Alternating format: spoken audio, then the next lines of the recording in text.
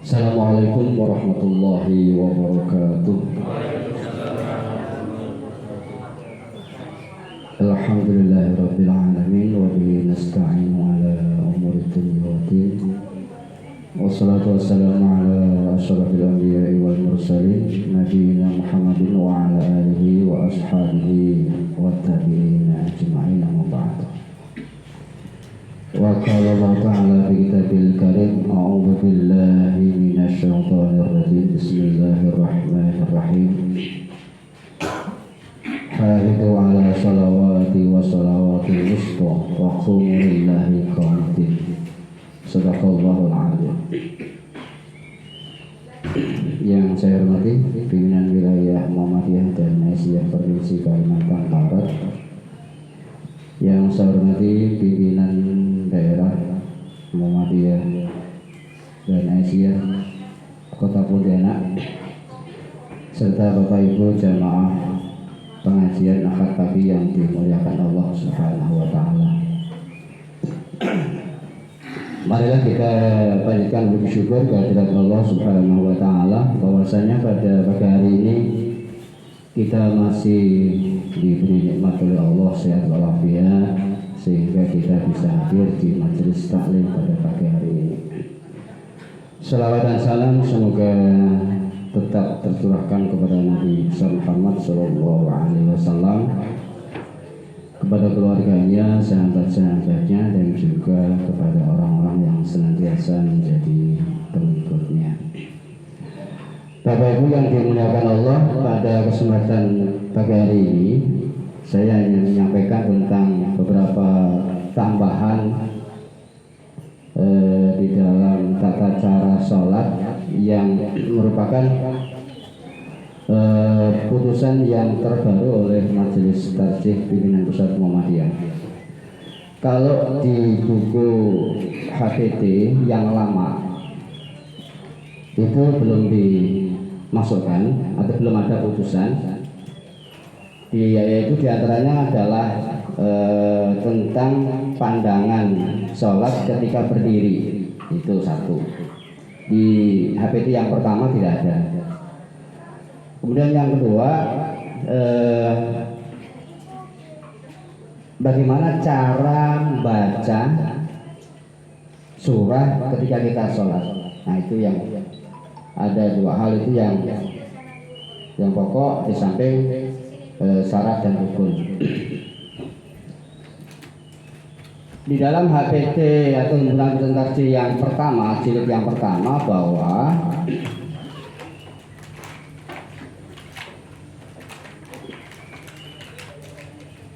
kita kalau sholat itu adalah berdiri dan menghadap kiblat, hanya itu saja.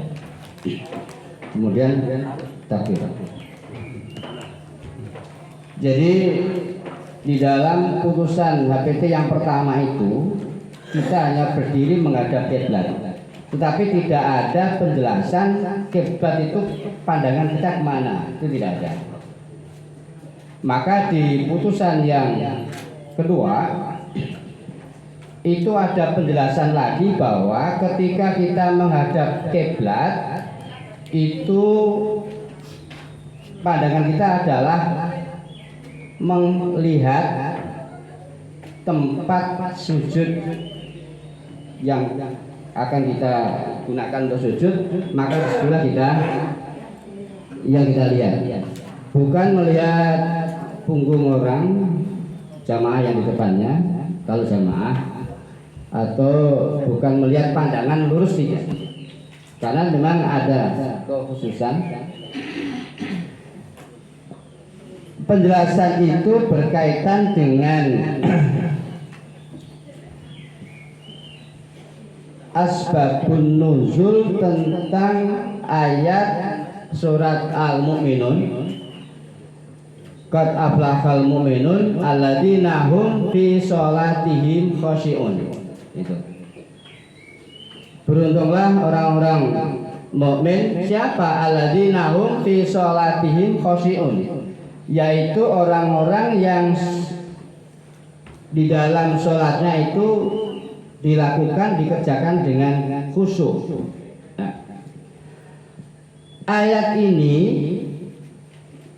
sebagai asbabun nuzulnya adalah ketika Rasulullah Shallallahu Alaihi Wasallam sholat,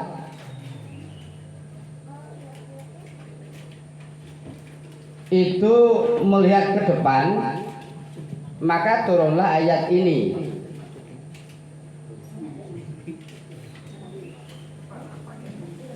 Hal itu diriwayatkan dalam sebuah hadis yang ditetapkan oleh Majelis Tarjih,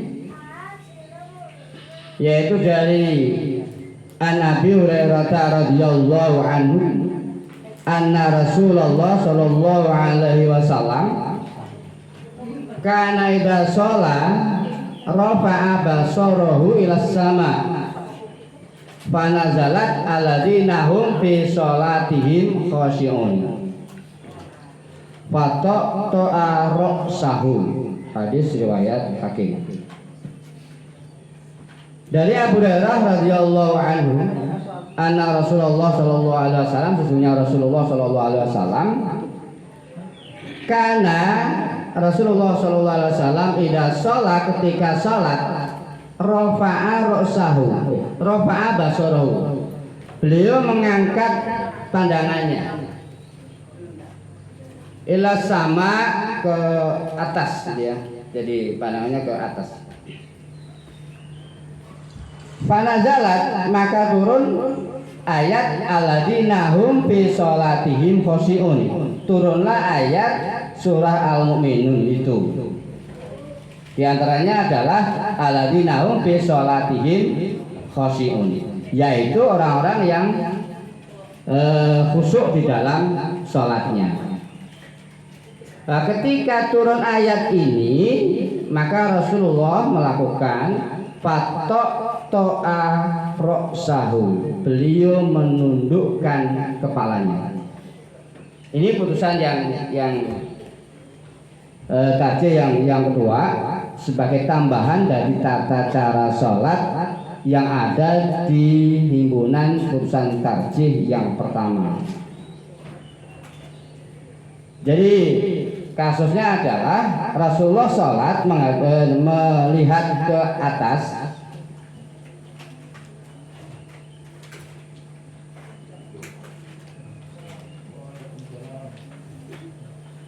kemudian diturunlah ayat itu, lalu Rasulullah merubah sikap langsung dengan fataqta'a ra'sahu. Monggo Bang Muda. Oh, Pak Kiai, Pak Kiai.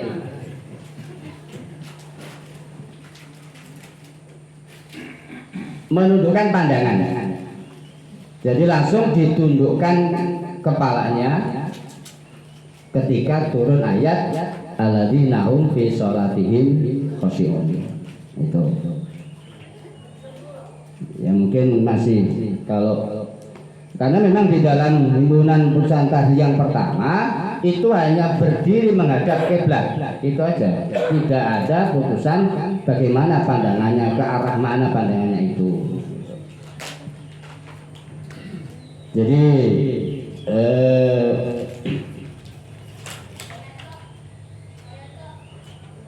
ketika kita sholat, maka pandangan kita itu adalah melihat pandangan tempat sujud.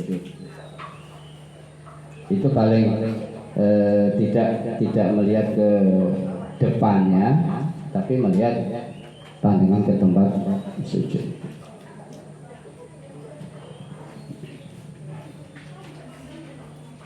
Kemudian hadis yang kedua yang dijadikan dasar oleh majelis tarjih dalam hal ini adalah hadis yang diriwayatkan oleh Imam Muslim dari Jabir bin Samurah qala Rasulullah sallallahu alaihi wasallam la yantahiyanna aqwamu yarfa'u absarhum ila sama' fi shalah aw la tarji'u ilaihim.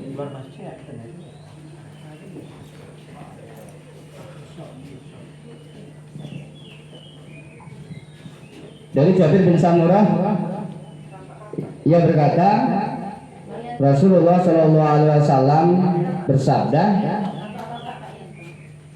layan tahiyanna akwamu, hendaklah kalian menghentikan yarfa'u absarahum, mengangkat pandangan ilas sama, ke arah ke atas, bisolah, di dalam sholat.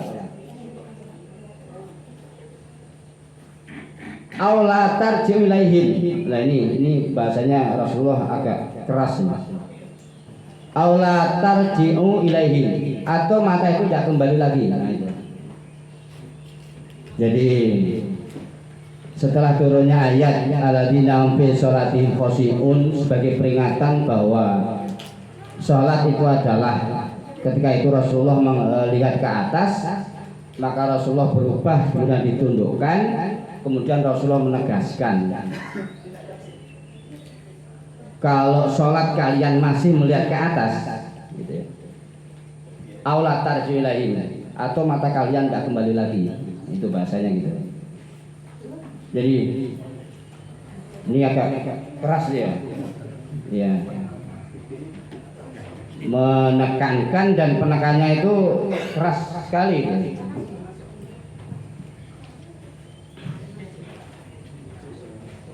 Jadi itu ketika kita sholat, maka pandangan kita adalah kita tundukkan ke bawah, patok arosahu.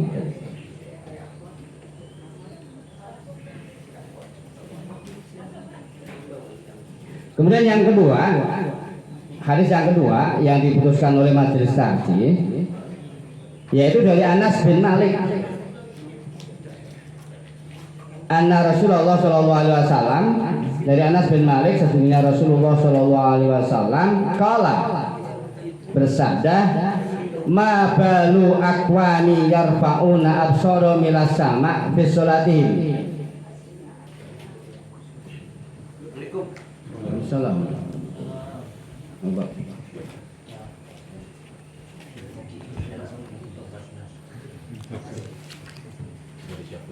Ma balu akwani yarfauna absara milas sama. Apa kalian masih melihat pandangan kalian ke atas fi sholatihim, di dalam sholat kalian? Padahal sudah ditegaskan ya. Sudah ditegaskan. Yang pertama tadi, kalau kalian sholat menghadap atas, diancam oleh Rasulullah, bukan ancaman tapi semacam doa atau semacam kalimat yang begitu keras kan. Aula tarjilain, atau mata kalian tidak kembali, kok masih melihat ke atas. Fastadda qaulu fidzalik, Rasulullah sangat keras ucapan beliau. Kala, ucapannya adalah layan tahunna andalik,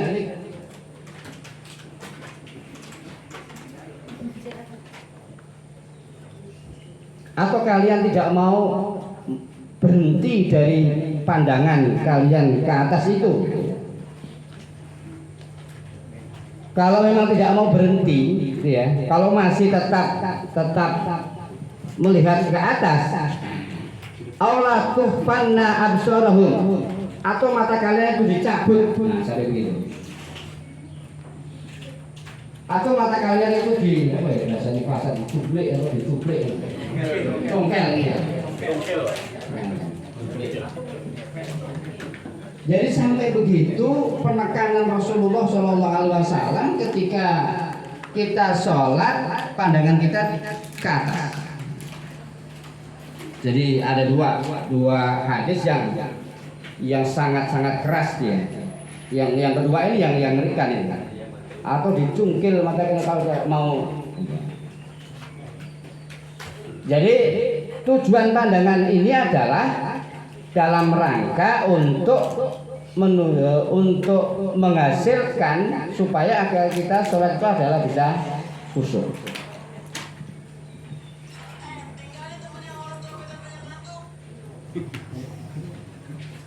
Jadi ini agar tujuan kita adalah alladzina hum fi sholatihim khoshi'un, sholat kita itu bisa khusyuk. Itu. Kemudian kalau kita lihat dari konsentrasi juga wajar Pak ya, memang betul. Kalau pandangan kita ke atas itu kok yang muncul itu kan ngalamun, bahasanya ngalamun itu kan menghayal, itu kan kalau menghayal sampai duduk sulit. Menghayal tuh nikmatnya memang sambil nyanga itu, sambil ndangak kalau bahasa Pak Tablek itu paling pas memang. Kalau menghayal sambil congak itu memang nyaman. Menghayal itu kan. Nah kalau bahasa dukun menerawang lah. Jadi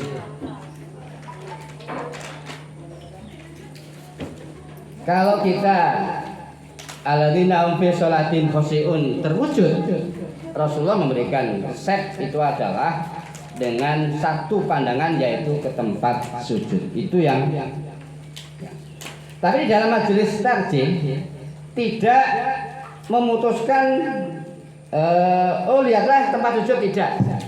Memang tidak ada hadis yang dijadikan dasar untuk harus melihat tempat sujud, tidak.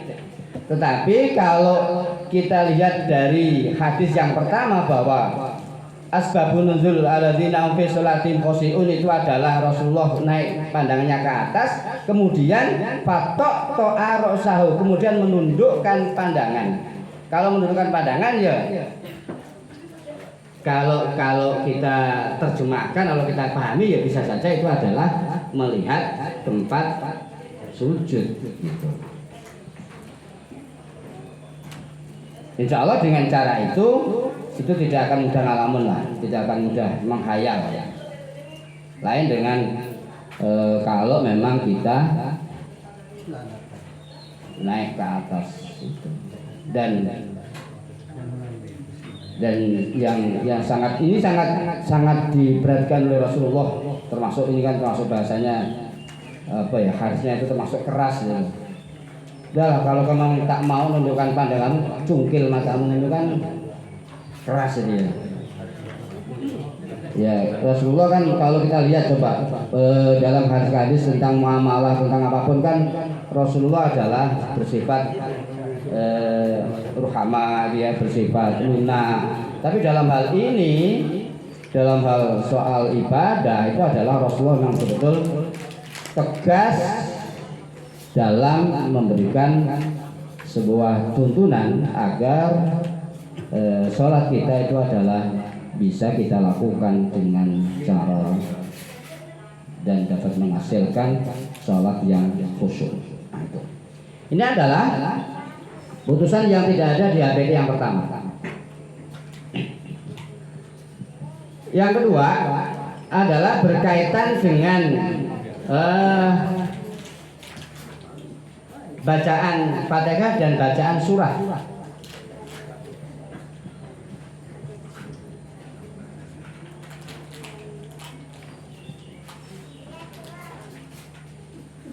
Di dalam bacaan tentang Al-Fatihah, maka Rasulullah SAW bersabda bahwa la sholata liman lam yaqra bi Fatihatil kitab. Tidak sah sholat seseorang yang tidak membaca Fatihah. Di dalam tata cara sholat yang ada di HPT yang pertama itu, kalau sholat munfarid, sholat sendirian, itu adalah jelas gitu ya. Tapi kalau di tentang tata cara sholat berjamaah, maka Fatihah itu adalah wajib dibaca. Ini penegasannya di dalam HT yang kedua. Jadi tetap tidak sah kalau sholat berjamaah, baik itu yang jahar maupun yang sirri, maka makmum tetap membaca Fatihah.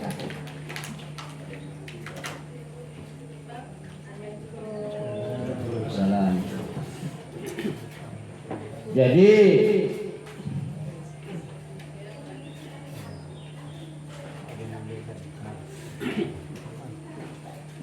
Fatihah tetap dibaca pada sholat jahar maupun sholat sirri.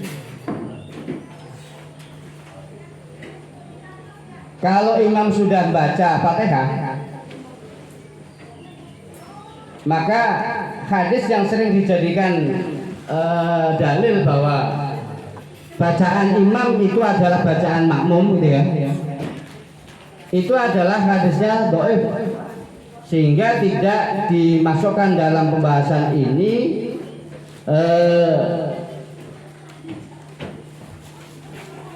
Kalau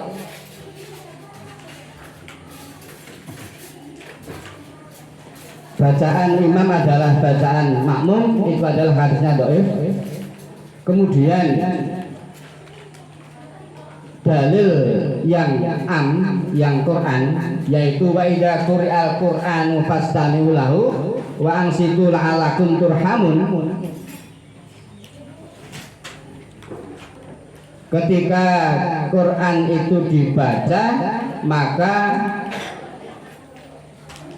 dengarkan, perhatikan, dia. Nah, ayat ini wa idza quri'al Qur'anu fasami'u lahu wa ansitu la'allakum turhamun, itu adalah sebagai dalil atas Quran yang dibaca, dan hadis ayat ini itu adalah menunjukkan dalil yang bersifat am, bersifat umum. Jadi tidak hanya di dalam sholat, di luar sholat pun itu adalah kita perhatikan, kita dengarkan. La'alakum turhamun. Mudah-mudahan kita mendapatkan rahmat, ya. Kemudian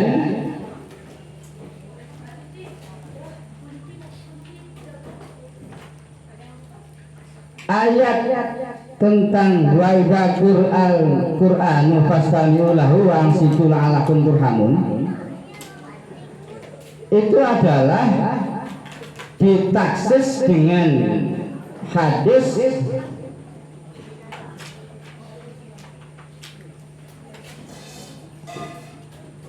yang diriwayatkan oleh Ubadah bin Somit dari Tarji.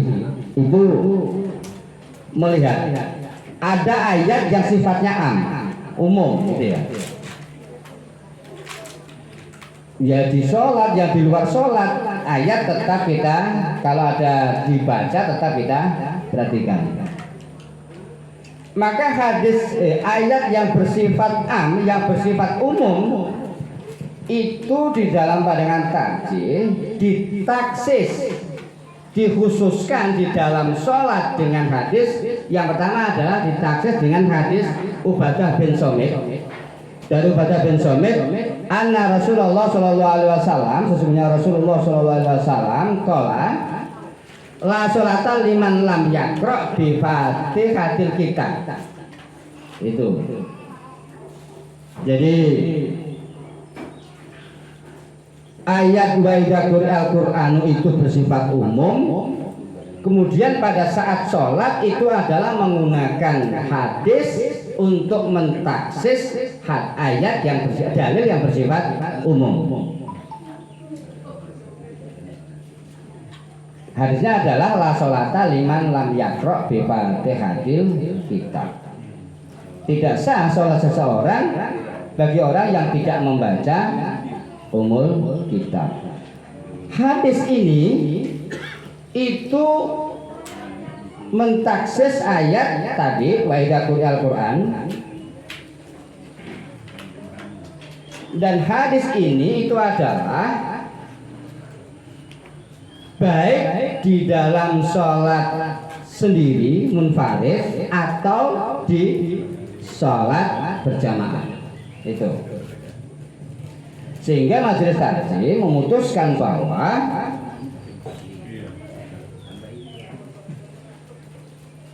ketika sholat berjamaah makmum tetap membaca Fatihah. Ini putusannya.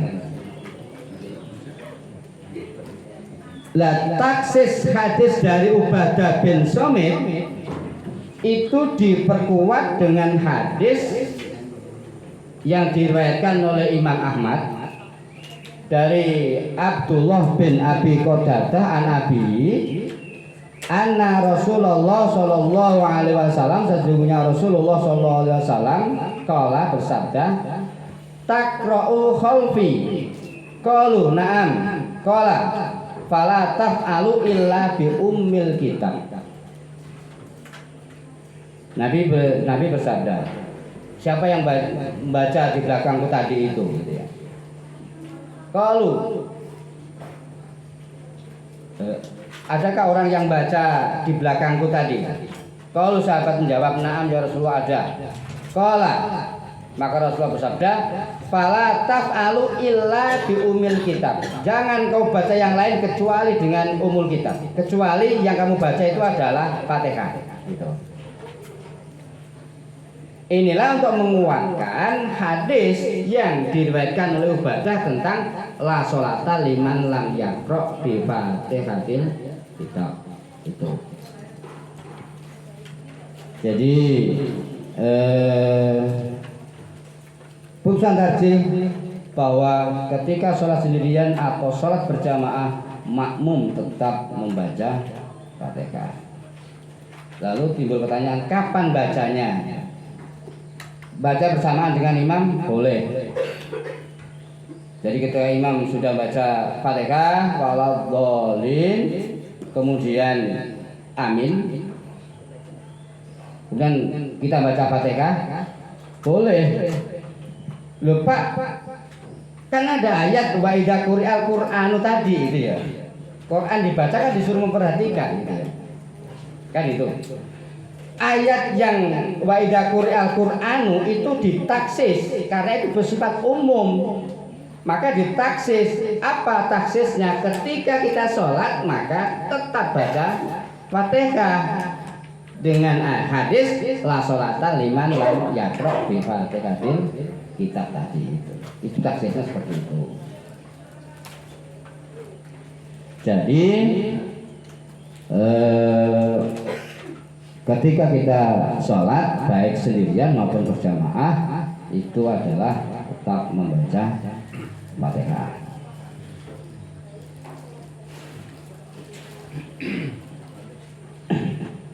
Ya.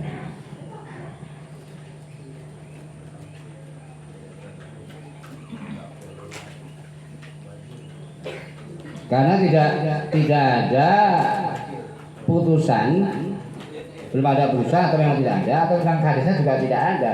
Di mana letak posisi makmum baca Fatihah? Ini memang tidak ada hadis yang diputuskan oleh majelis tarjih, bahwa yang diputuskan adalah ada indikasi hadis bahwa makmum itu baca bersamaan dengan Nabi baca. Sebagai taksisnya tadi, yaitu dari kata-kata tadi, fala taf'alu illa bi umil kitab. Jangan kamu lakukan kecuali hanya Fatihah saja. Gitu.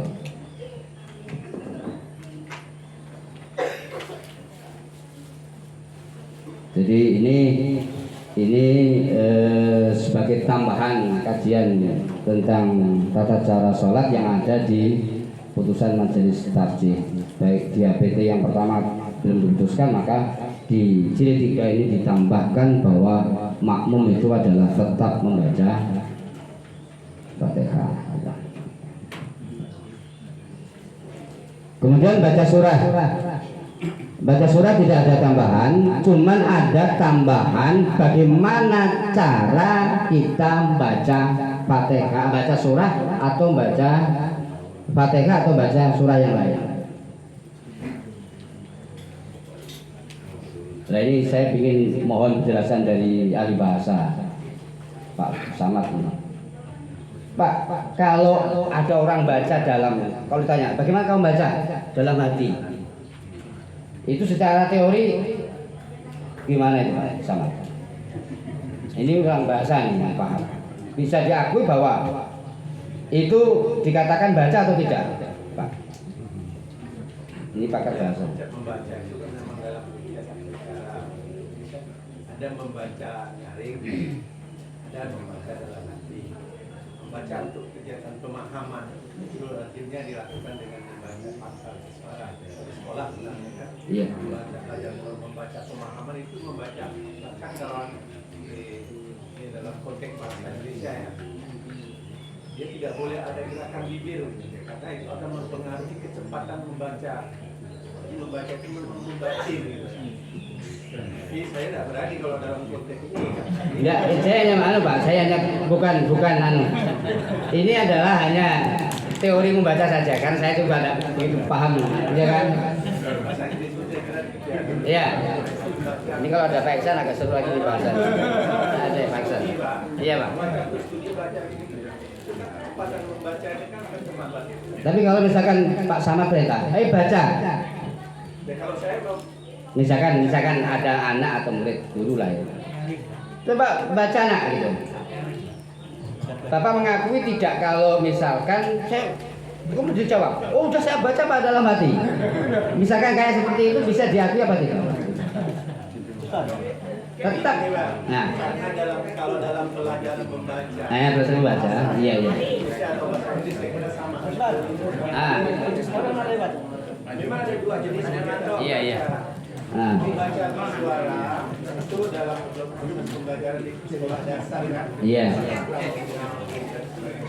Tapi kepada tingkat membaca lanjut, ketika tujuan membaca itu adalah memahami konteks. Iya. Dilaksanakan dengan membaca dalam hati. Perintahnya pun juga harus bijak langsung memerintahkan baca dalam hati. Kalau di sekolah dasar dulu saya kan dulu guru Iya. harus dilatih untuk tidak tergerak, tidak kumat kamit mulut itu. Jadi kalau membaca dalam hati masih begini, itu masih belum betul secara teknis. Belajar teori. Kalau membaca dalam pemahaman itu harus dilatih membaca dalam hati. Maka kalau Bapak tanya tadi perintahnya gimana? Tergantung pada konteksnya. Iya, sip. Jadi inilah sebagai pijakan untuk menjelaskan. Iya. Bapak Ibu yang dimuliakan Allah. Kalau konsep membaca itu ada dua, konsep baca dengan lisan bersuara, ada konsep baca dengan hati. Tapi ini beda. Sholat itu ada tiga hal yang harus kita lakukan. Qalbi, kauli dan fi'li. Kan itu ya. Qalbi itu adalah punya pekerjaan apa? Niat. Jadi kerjaannya hati itu niat. Di dalam sholat itu qalbi kerjaannya niat. Jadi kalau niat bukan pekerjaan mulut sehingga tidak perlu pakai pemakamit, apalagi sampai bersuara. Niatnya sampai kedengaran pakai satu RT karena pakai mikrofon Pak. Soli gitu ya. Biasanya gitu Pak Irmanto. Jadi usulnya sampai kedengaran satu RT karena pakai mikrofon. Padahal itu kan pekerjaan qalbi kan? Itu. Kemudian kauli. Kauli itu adalah ucapan-ucapan, bacaan-bacaan yang ada di dalam sholat. Mulai dari baca bismillah sampai tahiyat itu adalah pekerjaan membaca. Itu pekerjaan kauli. Bukan pekerjaan kauli. Kemudian fi'li adalah gerakan-gerakan mulai dari takbiratul ihram sampai salam, sampai goyangkan apa tidak itu ya. Goyangkan jari ini kan sebuah pekerjaan kan. Apakah ketika tahiyat itu harus digoyang-goyangkan? Nah itu adalah fi'li. Kalau yang goyang udah bahasa dulu Pak Yai. Ini hanya tambahan. Jadi maka bacaan-bacaan sholat itu adalah pekerjaan kauli. Kalau pekerjaan kauli yang namanya kaul itu adalah ada gerakan. ada gerakan bibir kan?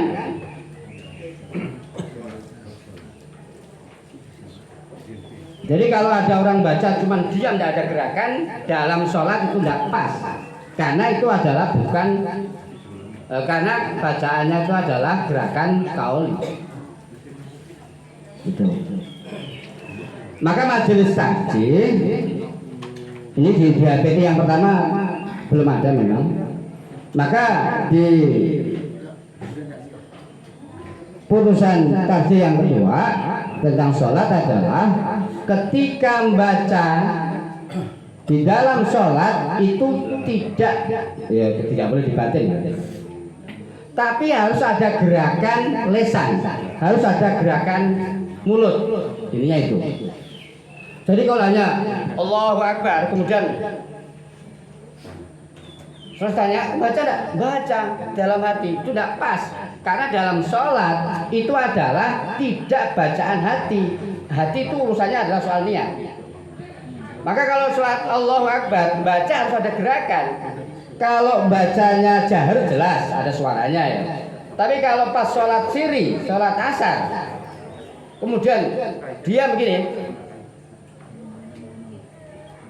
saya tanya, kamu baca Fatihah enggak? Baca. Di mana? Kok enggak kelihatan kamu baca? Baca dalam hati. Nah, itu enggak benar.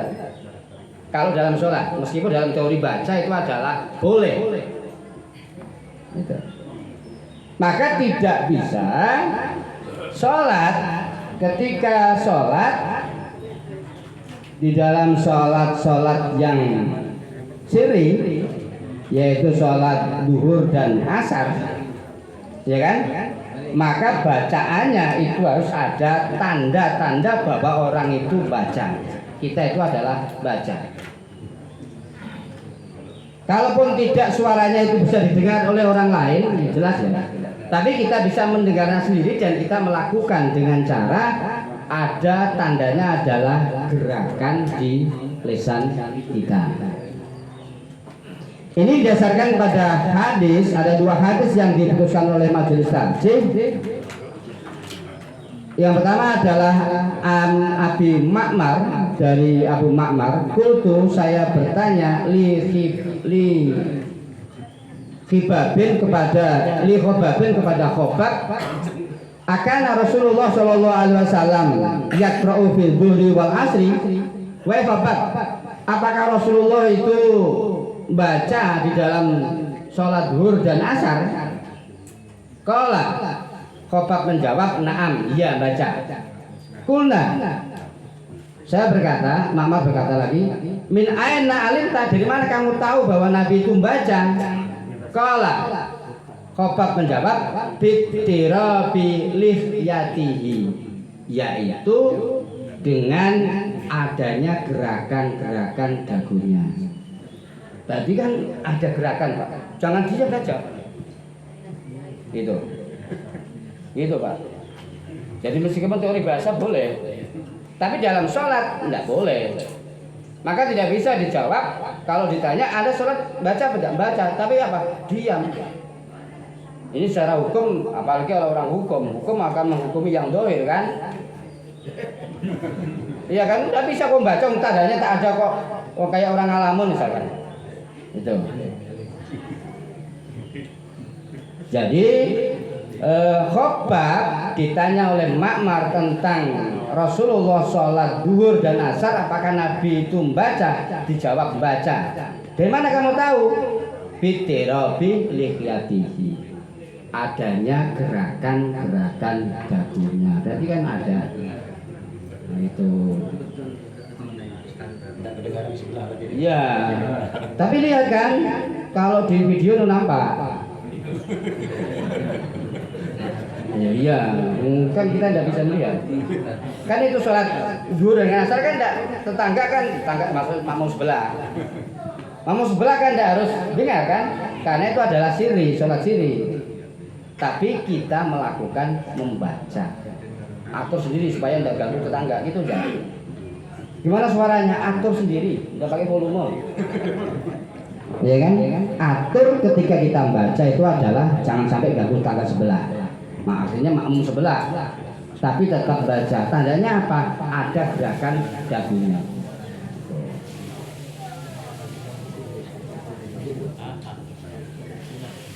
Hadis yang kedua, riwayat Abu Dawud, yang tadi ada riwayat Bukhari. Sama dari Ma'mar, an Abi Ma'mar qala, qulna li Khabbabin, saya bertanya kepada Khabbab, hal kana Rasulullah sallallahu alaihi wasallam, sama pertanyaan cuma pakai a dengan hal. Apakah Rasulullah itu yaqra'u fi dzuri wal asri, membaca di dalam sholat zuhur dan asar?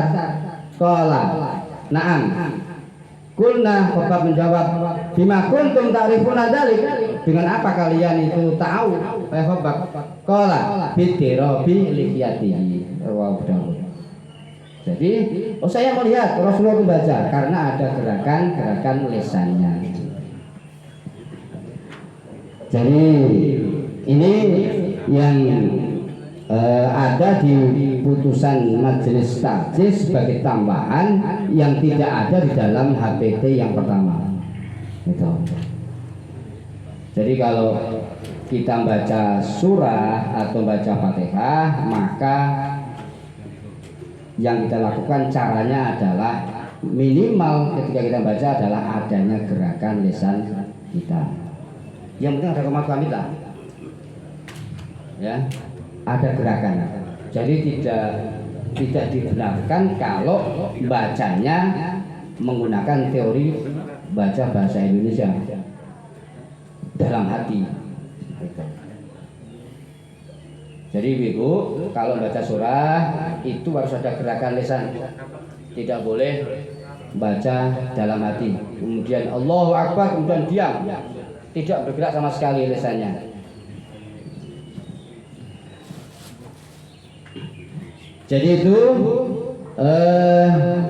beberapa catatan penting ya sebagai tambahan. Ya mungkin selama ini kalau kita memang masih dulu selama ini kita bacanya masih dalam hati, ya kan? Ya mulai setelah ya kita sama-sama tahu, ya mari kita amalkan bahwa cara kita baca adalah harus ada gerakan. Yang kedua tadi, yang pertama adalah berkaitan dengan surah Fatihah, itu adalah baik sholat sendirian maupun sholat berjamaah tetap membaca Fatihah. Kemudian pada saat kita berdiri, yang kita lihat itu adalah minimal kita menundukkan kepala kita. Jadi ada 3 tambahan itu yang perlu saya sampaikan atas putusan yang ada di himpunan tarjih yang pertama.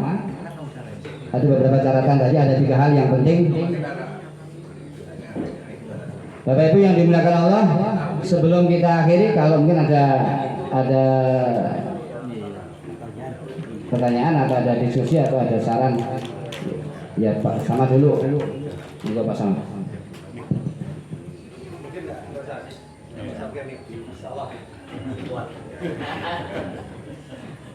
Assalamualaikum warahmatullahi wabarakatuh.